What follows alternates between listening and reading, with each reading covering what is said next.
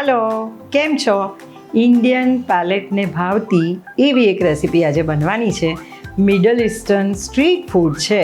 Yes, I am talking about falafel, કે જેમાં ચીકપીઝ એટલે કે ચણાની નટી ફ્લેવર અને સાથે એક પંચ છે ફુદીના અને પાર્સલેનો. તો ચાલો જોઈએ ફલાફલની રેસીપી. કાબુલી ચણાને 10 કલાક માટે પલાળી પાણી નિતારી મિક્સી જારમાં લઈશું. એક ઓનિયનની સ્લાઇસ લઈશું, 2 લીલા મરચાં, 5 થી 6 કળી લસણની, અડધો કપ પાર્સલી, 1/2 કપ કોથમીર, 4 થી 5 ફુદીનાના પાન, 2 ટેબલસ્પૂન જેટલા શેકેલા તલ, મરીનો ભૂકો, જીરું પાવડર, ધાણા પાવડર અને સ્વાદ પ્રમાણે મીઠું ઉમેરીશું.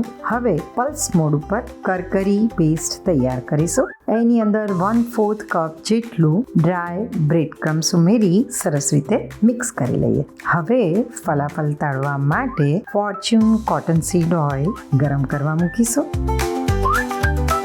જે મિક્સચર છે એની અંદર ચપટી સોડા ઉમેરી સરસ રીતે મિક્સ કરી રાઉન્ડ અથવા તો થોડા ચપટા એવા ફલાફલ રેડી કરીશું.